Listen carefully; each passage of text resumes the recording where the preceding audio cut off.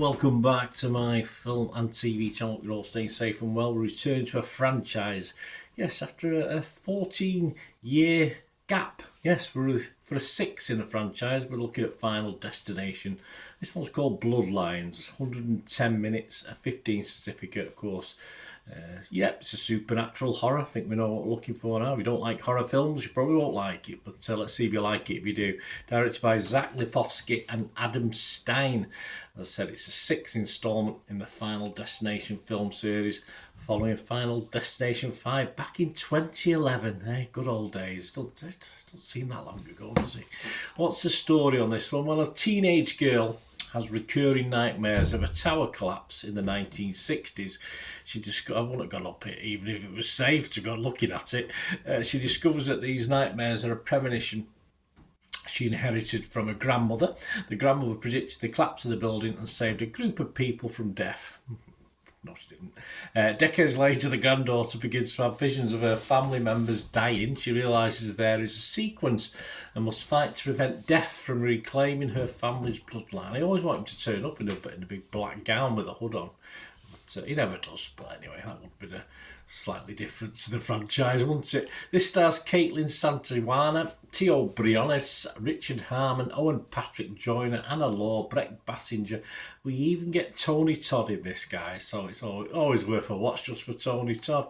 It's described as a reimagining of the franchise. The film was planned to be released initially on streaming by HBO Max, but in March 2024, Warner's announced the film would instead receive a theatrical release, and it's released in the US. Check your territories now for availability on May the 16th, 2025, and it's doing okay at the box office, I think. I'm doing this review on the 19th of May 2025. I'll say just check your territories for the theatre releases on this one, because it's always a little bit better on the big screen, this one, probably, than the small screen. It's been a while, since the last visit to the franchise. It doesn't really, as I say, it don't really feel that long. It feels like, 5 years ago, something like that. Then again, I'm sure I haven't gone back and watched any of them, so it must, it's how time flies when you're having fun. For me, the first 5, bit of a mixed bag. I've got a bit bored with it, in fairness, but there's been a big gap now, so I was quite looking forward to it. I enjoyed the setup, the start of it, set back, of course, in the 60s. It's lasted, top of my head, lasted, 20 minutes? I'm not too sure. I should have had a look at the time, shouldn't I? But, some of the CGI sort of works. Some I thought was a little bit cheap looking. Some of the fires and people on fire didn't convince me that much. But, it was generally okay. I just thought it could. Then again, I'm a bit critical of people like the Marvel stuff. They spend hundreds of millions of dollars and I'm still not overly impressed. But I just thought the CGI was more rather than a film type, it was a streaming series feel to it rather than a big budget film. And the thing about Final Destination, of course, is a journey. Of course it is. Despite a slight twist to the format, this didn't exactly give much of a different vibe to that, to what is familiar with the rest of the films, and that's okay. If it entertains, it's fine. It's all about the ingenious ways they crucify and murder people, isn't it? Basically, and as ever, there is some good in this, and some okay, and of course some of the effects, as ever, do pass muster. They're not all fantastic. Not just the fire that caused me problems. There's a few bloodied, squashed heads that look good, and some that perhaps didn't look quite as good. And of course, it does help with anything Final Destination or any film, horror. I like, people being chased around, you've got to care for them, haven't you? Some of them you've got to, you want to get killed. It's as simple as that. But some you've got to like and want to survive. And happily, there are one or two I sort of cared about in this. And of course, the main protagonist played by Caitlin Santijuana. I think it's Joanna, is key to that. And so I liked her, so it was all okay, it was fine. So I sort of invested in that. The payoffs with the deaths were an okay mix right up to the final ending, which, there's some sort of wordy parts that seemed a bit unnecessary. And that sort of means to me it probably would have been a better watch with, say, 15-20 minutes chopped off the runtime. less sort of inane chat and more gore for me. That's what I wanted. And the other big part of this, of course, is the humour, the gallows humour, the black humour, if you like, which is also very important in this franchise. And again, a bit mixed. It made me smile sometimes, and yes, even the odd chuckle thrown in and the odd comment, oh my god, and that's what you want. And I wouldn't say it was constant, but I did find myself, as I say, sort of laughing and thinking it was okay. Occasionally. It's not a laugh out loud thing, put it that way. Tim Roby of The Telegraph scored at 80. He liked it. He said, "It is carnage for connoisseurs. Nothing in the series so far can quite prepare you for the intricate sadism of these set pieces." I think it tries to make up in a bit more blood what it may lack very slightly in originality. I wouldn't say intricate sadism of anything special to some of the better previous of these incarnations. Becky Dart from Total Film also scored at 80. She said, "Uses all the tricks in the Final Destination book to weave an intricate thrill ride packed with jaw-dropping, gasp-inducing, laugh-out-loud moments." Yes, I did laugh occasionally. With gory fatality.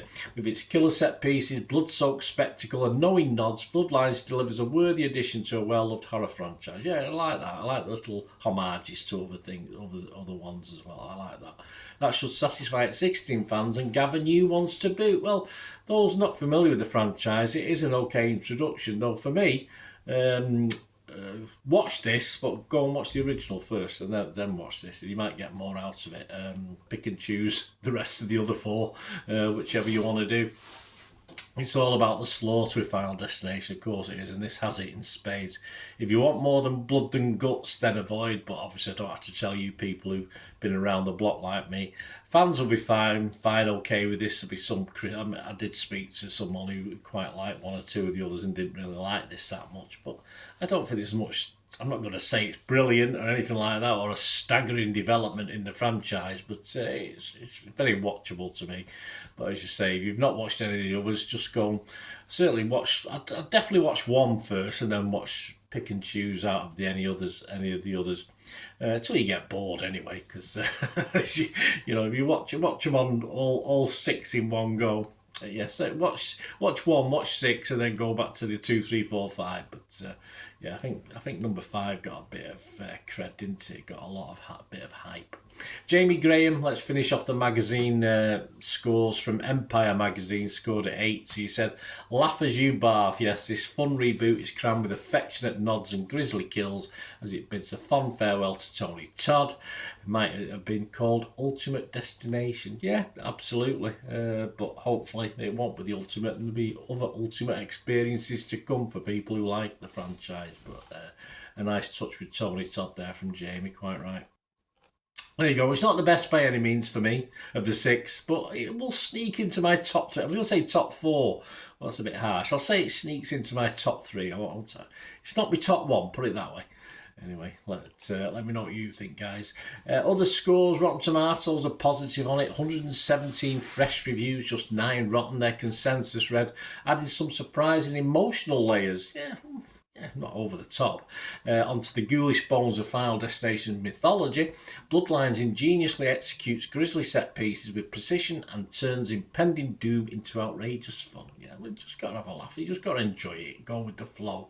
Be ready to cringe and shout and go, and laugh as well, because that's what it's all about. The Final Destinations, any good comedy, black comedy, if you like horror. That's what it was meant to do to you. Metacritic give it 74 out of 100. That's good. That's 33 critics. 30 were positive. Just 3 were mixed. There was no negatives. Rotten Tomatoes audience, Joe Public, 4.4 out of 5. Solid. Metacritic users, 7.1. Very solid. Internet Movie Database, they're copying Meta users. 17,000 scores and reviews, and that's getting a 7.1. I'm not, as I said, a little bit 15-20 minutes off it. I might have been pushing it to not a 7, but would have given it a 6.5. But as it is, I'm just going to give it a 6 out of 10. I thought it was totally watchable. I'd recommend you watch it if you like the franchise or you're new to it. If you're new to it, watch number 1, then watch this. But Yeah, I'll give it a 6 out of 10, but I'm not not as gushing as some of these other people. Well, not as bad as that guy who didn't like it, who I spoke to before I watched it, and it almost put me off at saying it was horrible, it was rubbish. But anyway, what does he know? Anyway, let us know your thoughts, guys, and your opinions. And please, if you do like what I try and do on the channel, it's not just about me. I try and give other people's opinions as well and critique those if I can. Just give you a wide range. That's how I do things. If you like it and you want to help support the channel, guys, just from subscribing or memberships, etc., there are ways of doing that. All I ever ask is you keep watching and listening. To help me out, guys, if you watch the ads, if the ads on this YouTube ads, that helps in a very little way, but it all helps. All, you know, watch the pennies and pounds look after themselves, they say, don't they? Or the pennies or the 10p's look after themselves. But if you watch the ads or follow the links on the ads as well, that's always a nice way to support the channel. If you sort of hang on for it, I've done that. I watched other people's and followed the ads, just something I fancied, which does happen from time to time. Of course, you can support me by pushing that subscribe button as mentioned earlier, and that of course pressing the button so you know when these vlogs are coming out. And of course I'm always interested in your opinions, and of course you can give us a like, that'd be wonderful as well. So thanks for watching, guys. Hopefully I'll join you very, very soon with something else. Until we meet again, I'll never ask one thing, don't I? Please stay safe, everyone. Bye for now.